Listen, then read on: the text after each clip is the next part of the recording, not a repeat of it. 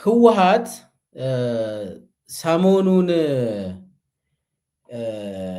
አዲስ ማለት አዲስ ሳይሆን የነበረውን መንግስት እንደገና መልሶታል። ህወሓት ዳግም የራሱን መንግስት መስርቷል። ትግራይ ክልል በጊዜያዊ አስተዳደር አይደለችም። አሁን ጊዜያዊ አስተዳደር የሚባል ነገር ሞቷል፣ አብቅቷል። አሁን ያለው ራሱን የቻለ መንግስት ተመስርቷል ትግራይ ውስጥ። ልዩነቱን ምንድነው? አንዳንድ ሰዎች ዝም ብለው ታደሰ ሄደ ደብረጽዮን መጣ ብሎ የሚያምኑ ሰዎች አለ። እነዛ አይደለም። ታደሰ ጊዜያዊ አስተዳደር ጊዜያዊ ነው፣ ኢንትሪም የሆነ ፕሮቪዥናል ነገር ነው። አሁን የተመሰረተው ፐርማነንት መንግስት ነው። ፐርማነንት መንግስት ማለት ከዚህም በፊት በምርጫ የተመረጠ ቡድን ዳግም መንግስትን መስርቷል። ገዢ ፓርቲ አለ። ከዚህም በፊት ገዢ ፓርቲ ውስጥ እዛ ውስጥ አይገባም። ገዢ ፓርቲ አለ፣ መንግስት አለ፣ ስራ አስፈጻሚ አለ፣ ህግ አውጪ አለ። ሙሉ በሙሉ በፕሮሰስ የመንግስት ፕሮሰስ ተጀምሯል እና ሙሉ ሌጂትሜት የሆነ አሁን በብልጽግና በኩል ሌጂትመሲ የለውም ይላሉ። ይሄ ብልጽግና አስተዳደር ሌጂትሜት ነው ወይ ብለህ ትጠይቃለህ። በትግራይ አካባቢ መንግስት ፐርማነንት መንግስት ተመስርቷል። አሁን እዚህ ላይ አንድ ነገር እናውራ። መንግስት ለመባል ወይ ዴሞክራሲያዊ መንግስት በህዝብ ይሁንታ በምርጫ የተቋቋመ መንግስት ነው የምታገኘው፣ ወይ ደግሞ አምባገነን የሆነ ነገር ግን ኢፌክቲቭ የሆነ መንግስት ሙሉ በሙሉ በቁጥጥር ውስጥ ያስገባ ግዛቱን የሚቆጣጠር መንግስት ነው የምታገኘው። በሁለቱም በኩል ኢፌክቲቭ ገቨርንመንት ካለ ስቴት ነው፣ ያ ስቴት ሁድ ነው የምታገኘው። ስለዚህ ዲሞክራሲያዊም ይሁን ዲሞክራሲያዊም ባይሆን ኢፌክቲቭ የሆነ መንግስታዊ ቅርጽ ያለው ፕሮሰስ የሚያደርግ ህግ አውጪ፣ አስፈጻሚና ተርጓሚ አሁን ትግራይ ውስጥ መንግስት የሚባል ነገር አለ። ይሄ ዓለም አቀፋዊ ጉዳይ ስለሆነ ነው ማወራ። አኮርዲንግ ቱ ኢንተርናሽናል ሎው አሁን ትግራይ መንግስት አላት። ትግራይ መንግስት አላት። ከፌደራሉ መንግስት ጋር አብሮ የሚሰሩ ከሆነ የኢትዮጵያ አካል ተብላ ከኢትዮጵያ ጋር ግንኙነት ያላቸው ሀገሮች በኢትዮጵያ በኩል በፌደራል መንግስቱ በኩል ትግራይን ያገኛሉ። ከኢትዮጵያ ጋር በትክክል የሚሰሩ ማለት ከአብይ እንግዲህ አብይ እሺ ብሎ የትግራይ ህዝብ የትግራይ መንግስት ከፌደራሉ መንግስት ጋር የሚሰራ ከሆነ ኢንተርናሽናል ሪሌሽን የሚካሄደው በፌደራሉ መንግስት በኩል ነው። የፌደራሉ መንግስት ደግሞ በጉልበቱ የሚያባረው ከሆነ ክልሉን ልክ እንደ ሲንጋፖር እኮ ተባራ ነው ሀገር የሆነችው። አብይ አሁን ትግራይን ለማባረር ይሞክራል ለመገላገል ብሎ ዞሮ ዞሮ ቢያባርም አይገላገልም፣ ያው አይቆምም ጉዳዩ። ትግራይ ክልልም ሆነች ወረዳም ሆነች አገርም ሆነች ሰላም አታገኝም። አብይ አህመድ ቤተመንግስት እስካለ ድረስ የለም፣ አይታሰብም። ኤኒዌይስ ምንድነው የሚያደርገው? አብይ ፑሽ አድርጎ ችግር ውስጥ ለማስገባት ይሞክራል። አሁን እኔ የመገንጠል እንትን ጉዳይ አይደለም አሁን ማነሳ፣ የዓለም አቀፍ ህግ ምን ይላል? ከዚህ በኋላ ትግራይ በዓለም አቀፍ አይን ትግራይ ክልል አክተር ሆናለች። ትግራይ ክልል የትግራይ መንግስት በአፍሪካ ቀንድ አክተር ነው። ሁሉም ሀገሮች ስለ ኢትዮጵያ ፕላን ሲያደርጉ አሁን ትግራይ መንግስትን ኮንሲደር ያደርጋሉ፣ መንግስት ስለተመሰረተ። ከዚህም በፊት በፕሪቶሪያ ስምምነት መሰረት የጌታቸው ረዳም ይሁን የታደሰ ወረደ ከፌደራል መንግስት ጋር ስለሚሰሩ የዓለም አቀፍ ሁሉም ሀገሮች ፕላን ሲያደርጉ ከፌደራል መንግስት ብቻ ነው ከፌደራል መንግስት ጋር ነው እንትን የሚያደርጉት ግንኙነት የሚያደርጉት። ፌደራል መንግስት ደግሞ አሳልፎ ትግራይን ሄዳችሁ ማየት ትችላላችሁ ይላል። ከዛ በኋላ ጉዳዮቹ በዚሁ ፕላን የሚያደርጉት ከአንድ መንግስት ጋር ነው። አሁን ግን የራሱ መንግስት ስላቋቋመ ትግራይ የራሱ ገዢ ፓርቲ ስላለው ደግሞ ከአብይ ጋር ስለማይግባቡ ለአሁኑ እስካሁን ድረስ ምናውቀው እንግዲህ አብይ ትንፍሽ አላለም። ትግራይ መንግስት የራሱን መንግስት አቋቁሟል። የአብይ እርምጃ ምንም እስካሁን ድረስ ምንም አልታየም። ስለዚህ አሁን በዓለም አቀፍ ደረጃ ትግራይን ኢግኖር የሚደረግበት አይደለም። አሁን ትግራይ እንደ ክልል፣ ትግራይ እንደ መንግስት፣ ህወሓት እንደ ገዢ ፓርቲ ኢግኖር የሚደረግ አይደለም። ለዛ ነው እኔ አሁን ህወሓት ዳግም ተነሳ፣ አፈር ልሶ ነው የተነሳ። አሁን አዋራ ሆነ ምናምን ብሎ አብይ በቃ ዱቄት አደረግናቸው፣ አፈር ነው የሆኑት፣ አመድ ነው የሆኑት፣ አየር ላይ ተበተኑ፣ ከዚህ በኋላ የለም ምናምን ብሎ እንትን ያለው አሁን መንግስት ሆኑ። ቲፒኤልኤፍ መንግስትን መሰረተ፣ እንደገና ተነሳ። እንደገና እንግዲህ ዳግማዊ ወያኔ አይደለም ይሄኛው፣ ሶስተኛው ወያኔ ነው የሚሆነው። ከሆነም የመጀመሪያ አለ፣ ከዛ ዳግማዊ አለ፣ አሁን ደግሞ የሚሆነው ሌላ ስም ነው ያለ እና በዚህ ሰዓት ህወሓት ስላሽ ቲዲኤፍ በፎርሚደብል በሆነ አካሄድ ሰርፕራይዝ ነው ያደረገው አብይን። አሁን እዚህ ላይ አንደኛ አብይ ሰርፕራይዝድ ሆኗል በዚህ ውሳኔ። ህወሓት እንደዚህ ያደርጋል ብሎ አልጠበቅም። እኔ አንዳንድ ሰዎችን ጠይቃለሁ፣ አብይ እንዴት ነው ይሄንን ያየ ምናምን ብዬ። ሰርፕራይዝድ ነው የሆኑት እንዳሉ ይሄ ሚሊተሪ ጀነራልስ እነ ብርሃኑ ጁላ ምንትሽዮ ካድሬ እንዳለ እንደ ብለው ሰርፕራይዝድ እና ሰርፕራይዝ ነው ያደረጉት። አሁን አንዳንድ ሰዎች እንደው ጌም ኦቨር ይሁን እንደ ምናምን ዳስ መጣል አለብን እንደ ምናምን ምሉ የሚቀልዱ ኮሎኔሎች አሉ፣ የአብይ ኮሎኔሎች እና ግን ሲሪየስሊ መታየት ያለበት አሁን ትግራይን የሚወክል ሪፕሬዘንቴሽን የምንለው መንግስት አለ። ትግራይን የሚወክል ራሱን ያደራጀ ኃይል ያለው ደግሞ ከባድ ኃይል ያለው መንግስት አለ በዚህ ሰዓት። ስለዚህ አሁን ኢትዮጵያ እንደ አገር ስንት ፓርቲዎች ናቸው እያስተዳደሩ ያሉት በዚህ ሰዓት? ኦፊሻሊ ብላችሁ ከተጠየቃችሁ ብልጽግናና ህወሓት ናቸው ኢትዮጵያን የሚገዙት አሁን በዚህ ሰዓት ኦፊሻሊ ማለት ነው።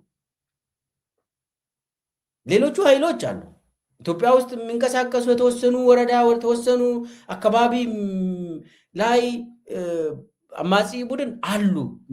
ግን ኦፊሻሊ ሁለት ፓርቲዎች ናቸው ኢትዮጵያን የሚገዙት አሁን በዚህ ሰዓት ኦፊሻሊ ፎርማሊ አኮርዲንግ ቱ ኢንተርናሽናል ሎው።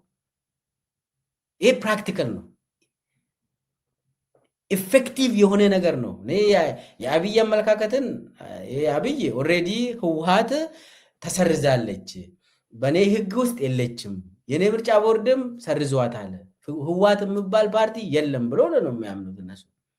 ነገር ግን ኢፌክት ማለት ትክክለኛው መሬት ላይ ያለ ምንድን ነው? ህወሓት መንግስት መስርቷል ኦልሬዲ። ይሄ እኔ ህወሓትን ስለደገፍኩ አይደለም፣ እኔ ህወሓትን ስለተቃወምኩ ወይ ደግሞ ስለጠላው አይደለም።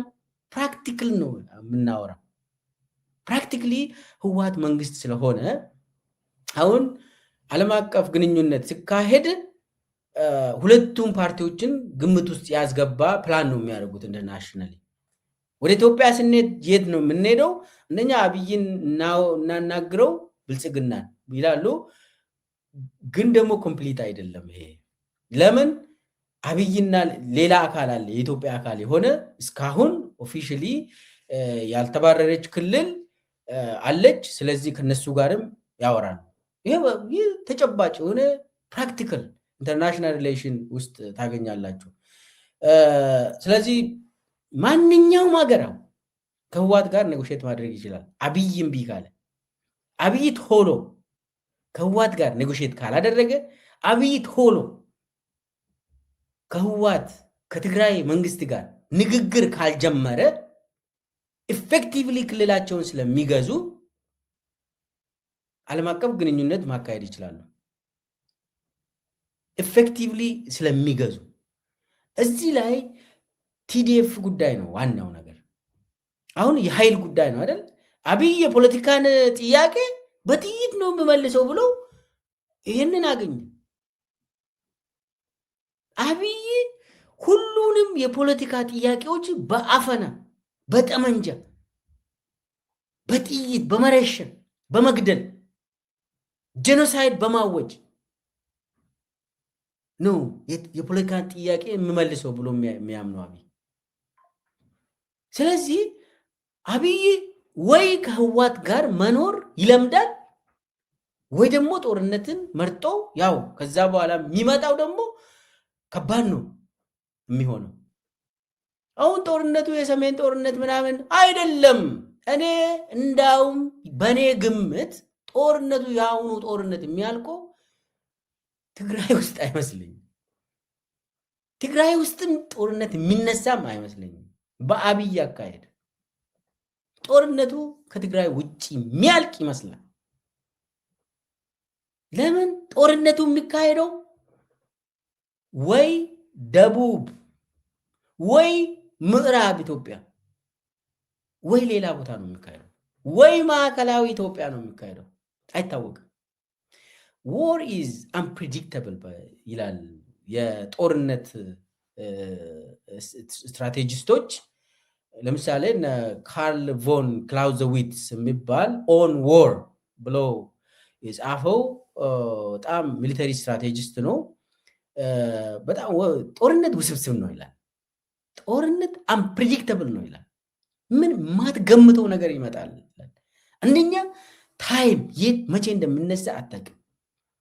ሁለተኛ የት እንደምነሳ አታውቅም። አንተ ትግራይ ውስጥ ስጠብቅ ከባዱ ጦርነት ወይ ወለጋ ውስጥ ወይ ሰሜን ሸዋ ውስጥ ሊነሳ ይችላል። ከባዱ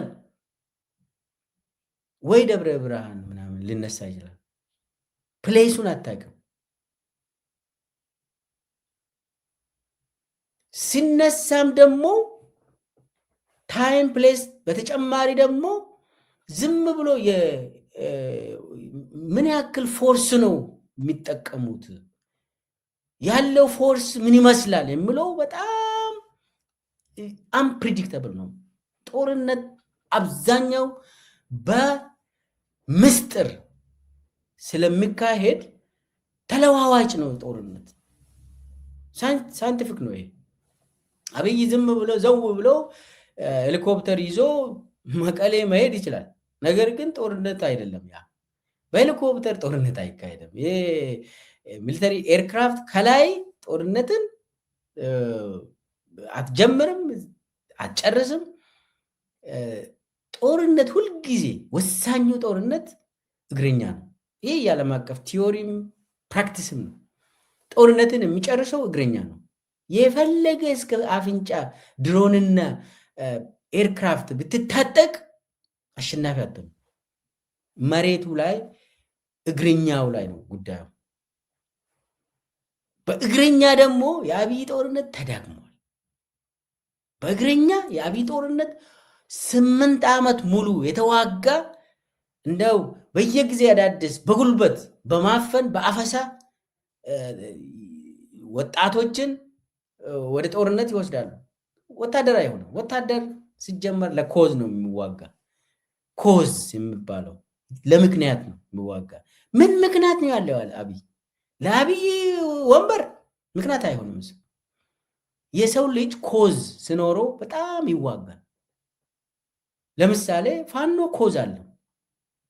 ኦኤልኤ ኮዝ አለው፣ ቲዲኤፍም ኮዝ አለው፣ ሌሎች ኢትዮጵያውያን ኮዝ አላቸው። ስለዚህ ኮዝ ያለው ዲተርሚኔሽን አለው፣ ኮሚትመንት አለው፣ ህይወቱን ይገብራል ለዛ ለኮዝ። ለአብይ ህይወቴን ይገብራለሁ የሚል ወታደር አለ እንዴ? የለም የለም። ስለዚህ አንፕሪዲክተብል ነው ጦርነት። በዚህ ሰዓት ደግሞ የኢትዮጵያ ህዝብ ተዳክሟል። የኢትዮጵያ ህዝብ በኢኮኖሚ ዱቄት ነው ያደረገ አብይ። እንደ ዛሬ 6 ዓመት ወይ 5 ዓመት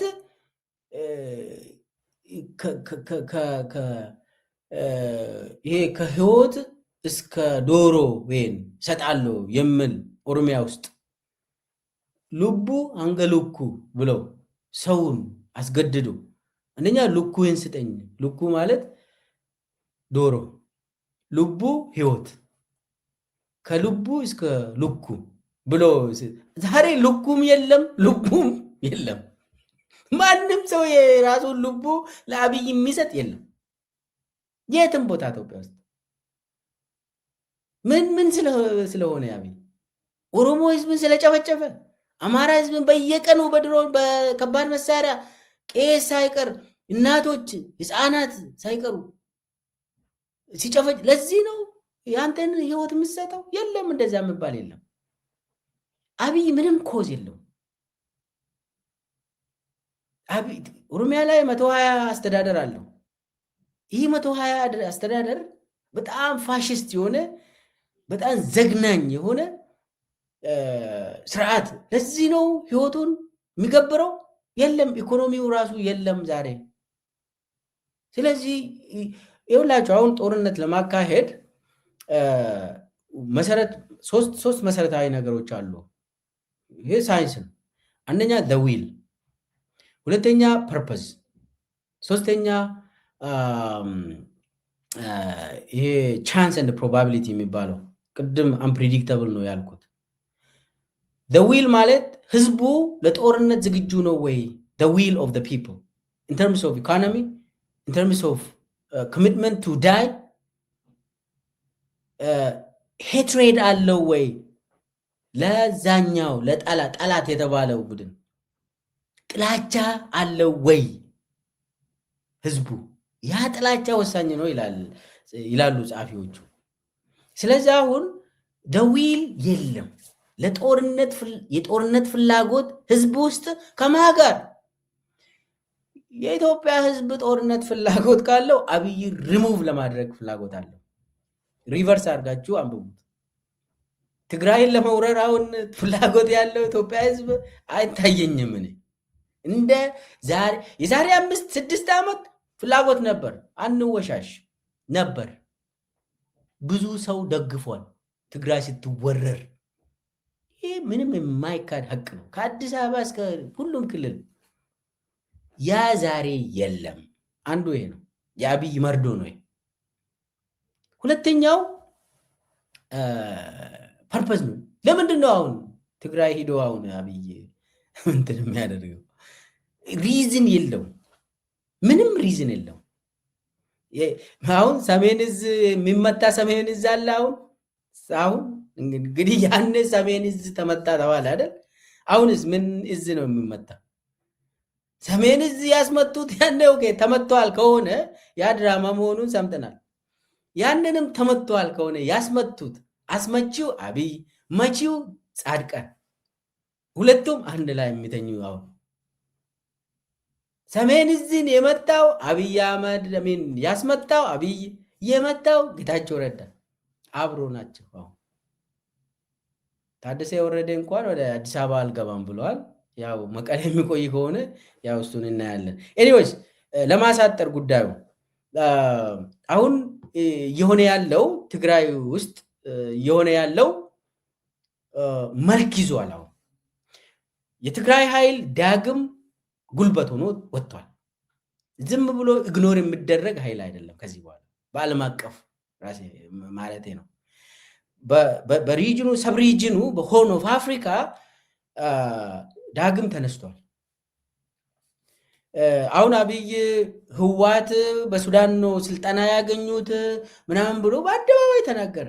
ህዋትም ዛሬ መግለጫ አውጥቷል። ኧረ ተው አብይ፣ እኔ ከሱዳን ጋር አልሰራውም፣ ጥላሸት እየቀባ ነው፣ ውሸትህ ነው ምናምን ተባብሏል። ኤኒዌይስ እኛ አሁን አይደለም ነው የምለው አይደለም፣ በአደባባይ ይሄ ነገር መጥቷል። ሱዳንና አብይ የሱዳን መንግስትና የአብይ መንግስት ተወነጃጀሉ። አሁን ከባህር ዳር የተነሳ ድሮን ካርቱም ኢንተርናሽናል ኤርፖርትን መጥቷል። ሱዳን እንደዛ ብላለች። ብዙ ሀገሮች ሳውዲ ሳይቀር ካታር፣ ሳውዲ፣ አሜሪካ አወገዙት። ይሄ የተደረገው ካርቱም ኢንተርናሽናል ኤርፖርት የመምታቱ ጉዳይ በጣም አደገኛ ነው ብሎ አወገዙ። በዚህ መካከል ደግሞ እየሰማን ያለ ነው ለኤርትራ ሎቶሪ እየወጣ ነው። ሰሞኑ ምናየው ቀይ ባህርን በተመለከተ የኤርትራ በጣም ዋጋዋ ከፍ እያለ ነው እና አሜሪካ ከኤርትራ ጋር እንደገና ልትሰራ ነው። ይሄ የታወቀ ነገር ነው። ይሄ ምንድን ነው? ለአብይ በጣም መርዶ ነው። ለኢትዮጵያ አብይ እኮ ኢትዮጵያን ገደለ እና አሁን ህዋት ከሻቢያ ጋር ጽምዶ ካለ እንግዲህ ጊዜው በጣም ፈታ ብሎ እነ ኤርትራ እነ ደብረ ጽዮንም ከሱዳንም ይህ በጣም ሙሉ ተቀየረ ጉዳይ። አብይ ገፍቶ ቆፍሮ በዚህም በዛም ቆፍሮ ሁሉንም አጌንስት ሂምሰልፍ አደረገ። ለዚህ ነው እኔ ጽምዶን የፈጠረው አብይ ራሱ ነው የምለው። ከጽምዶ በኋላ ደግሞ አሁን ቲዲኤፍ እስከ አፍንጫው ዳግም ታጥቀዋል። ይሄ ግልጽ ነው፣ ምንም ጥርጥር የለም። እስከ ድሮን ድረስ ይሄ ምንም ይወራል አይደል እንዴ? ምንም አደባባይ ላይ። ስለዚህ አሁን ምንድነው ጠመንጃውን ከየት አገኙ ሳይሆን ጥያቄው ቀጥሎ ምንድነው የሚሆነው ነው። ቀጥሎ ስትራክቸራል ቼንጅ ይመጣል። ሆኖ በአፍሪካ ውስጥ በአፍሪካ ቀንዳውን የኃይል ሚዛን ተለውጧል። አብይ ተሸናፊ ቡድን ሆኗል።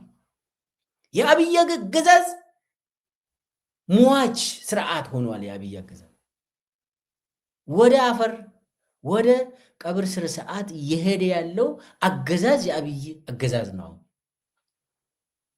እየተነሳ ያለው ኃይል ደግሞ በህዝብ ዘንድ ተቀባይነት ያገኘ በህዝብ ዘንድ የሚደገፍ ኃይሎች የኦሮሚያ ኃይል፣ የአማራ ኃይል፣ የትግራይ ኃይል የሚፈጥሩት ጥምረት ነው። ከዚህ በኋላ ወሳኝ የሚሆነው ቲዲኤፍ ብቻውን ብዙ አይሄድም።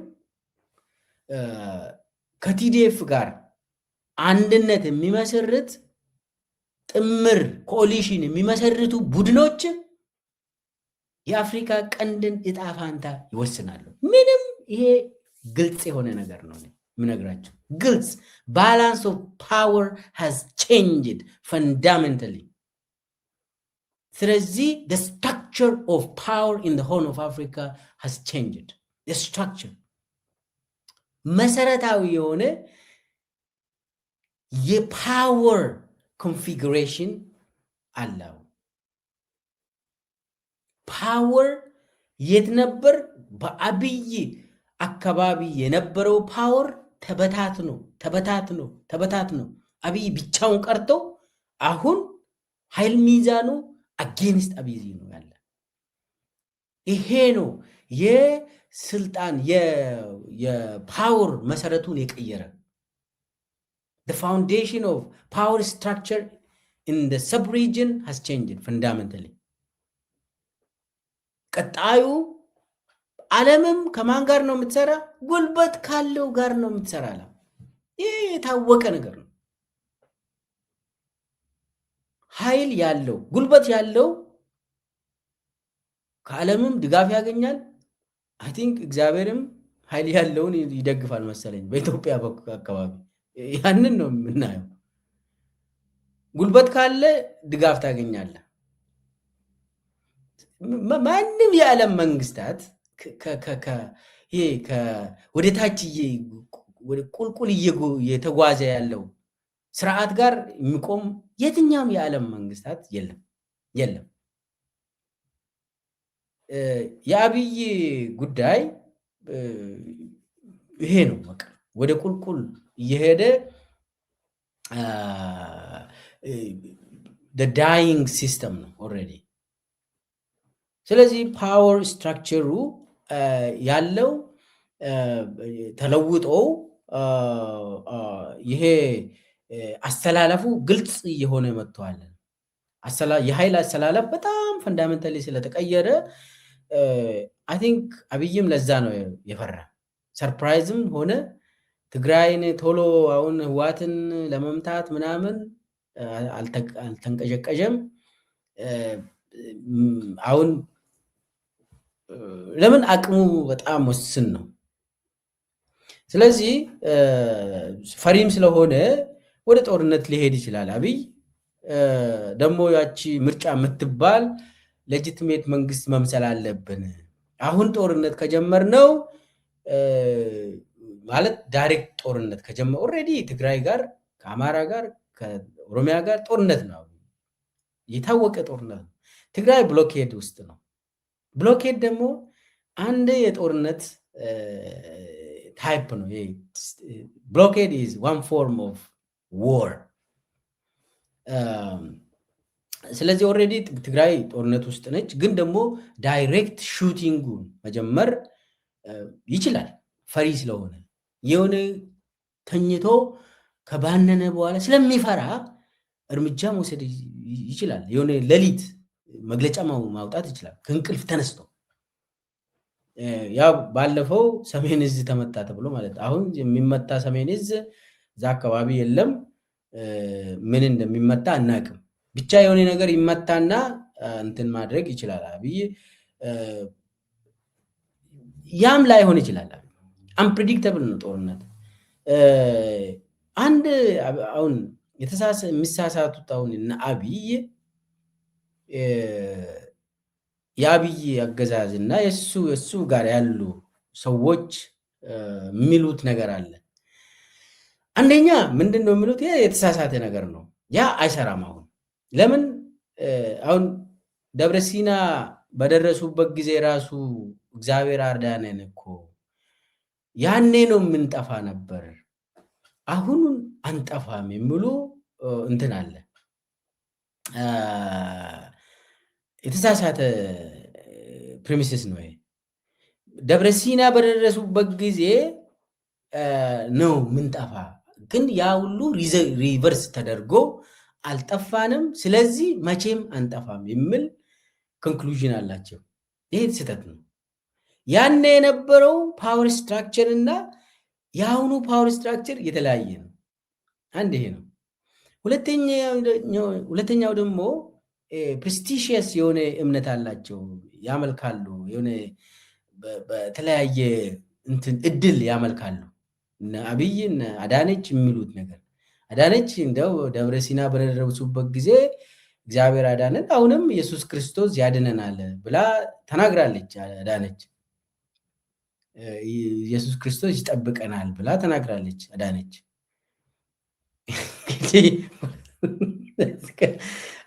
አሁን ኢየሱስ ክርስቶስ እንደው ወንጀለኞቹን አድንም የለም፣ እንደዛ መባል የለም።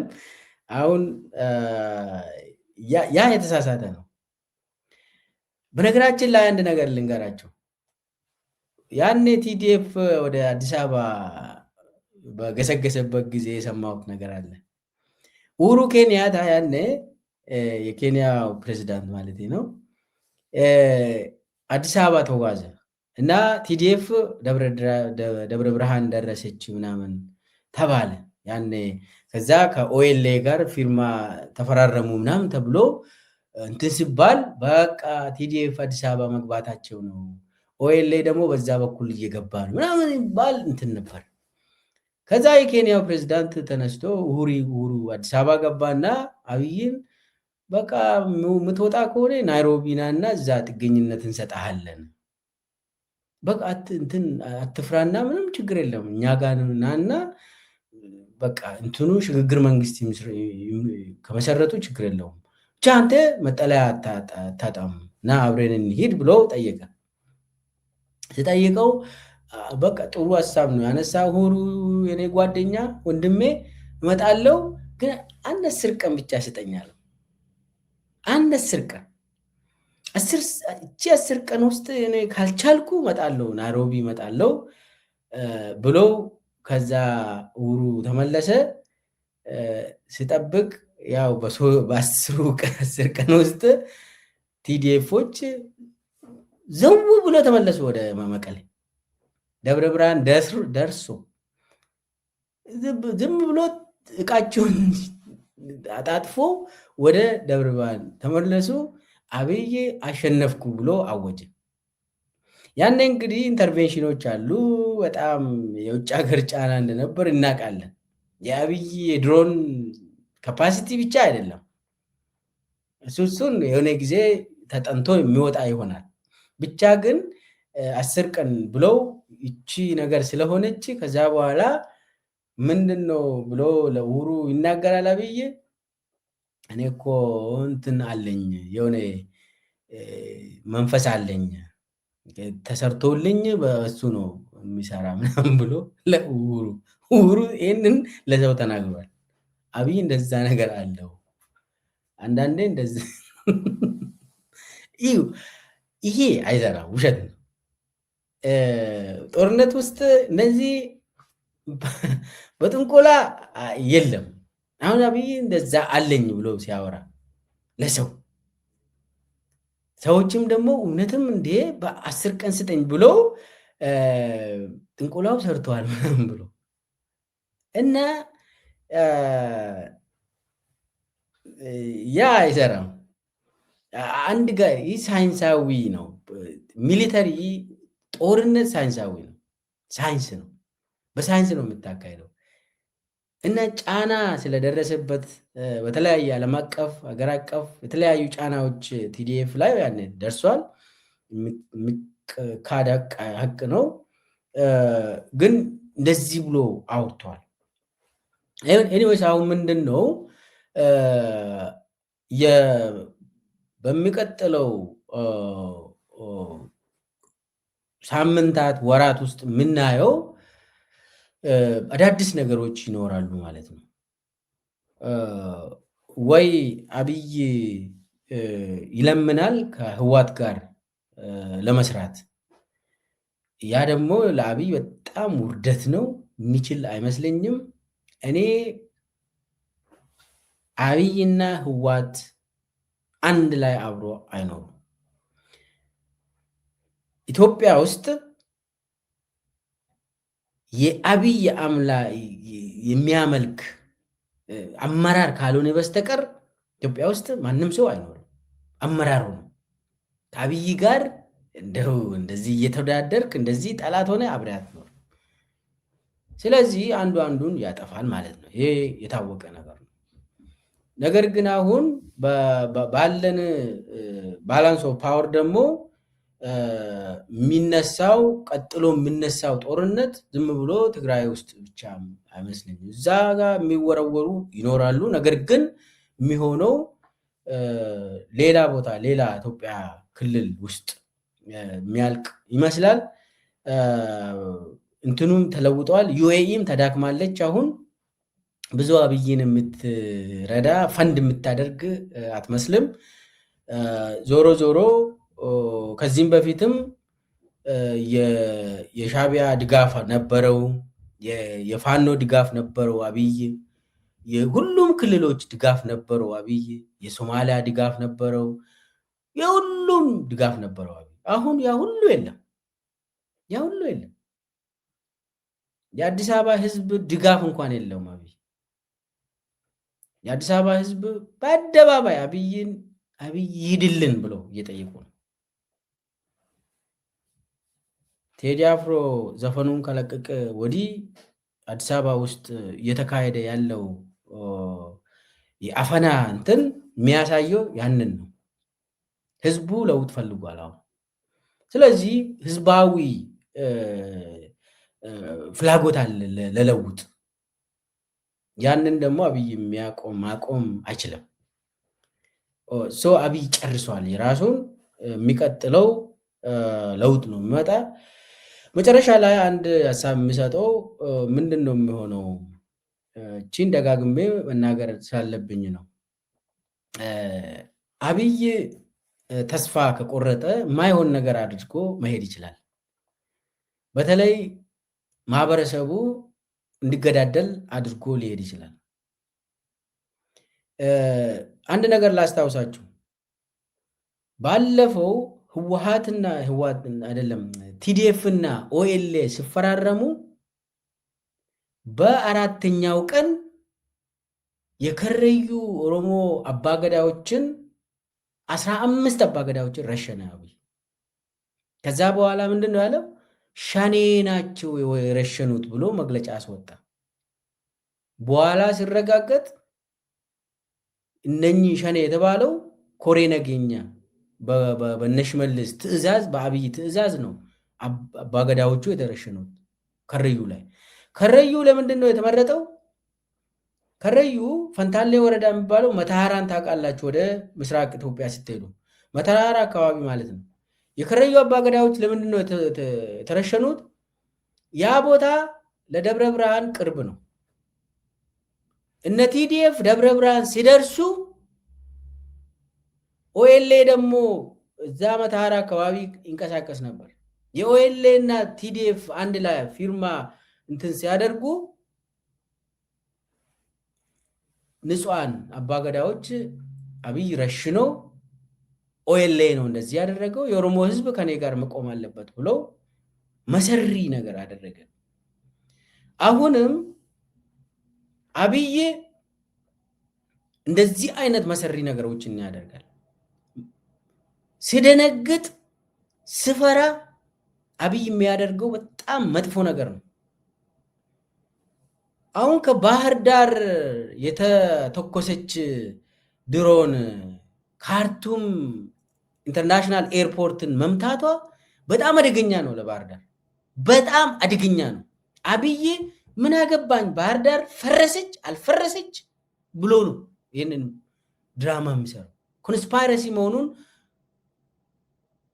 መረዳት አለብን። አብይ ለመሄድ በቃ ትቶ መሄድ ካረጋገጠ የጎንዮሽ ግጭቶችን ያስነሳል። የመጨረሻ ምሽግ አብይ የሚጠቀመው አማራና ኦሮሞ፣ አማራና ትግራዌ ሌላ ቦታ የሚኖሩ እንዲጨፈጨፉ ያደርጋል። ይሄንን አይናችን እንደው ከፍተን መከታተል አለብን።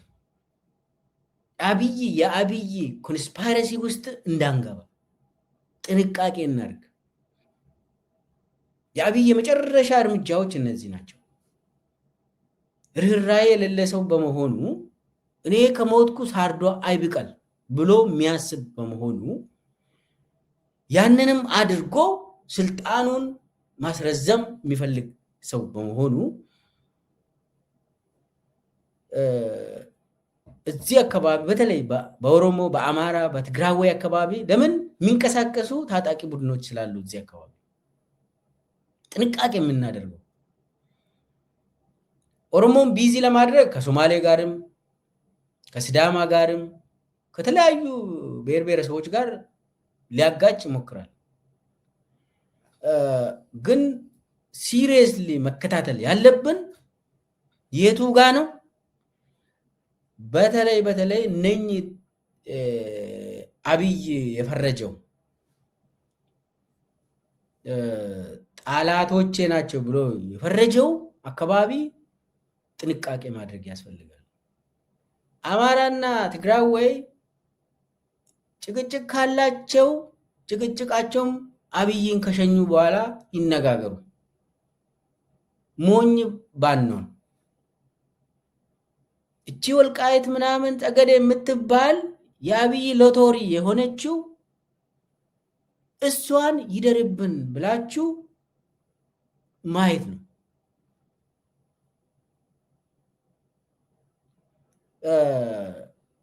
አብይ እስካለ ድረስ ወልቃይት አይደለም መቀሌ ራሱ የትግራይ አይደለም።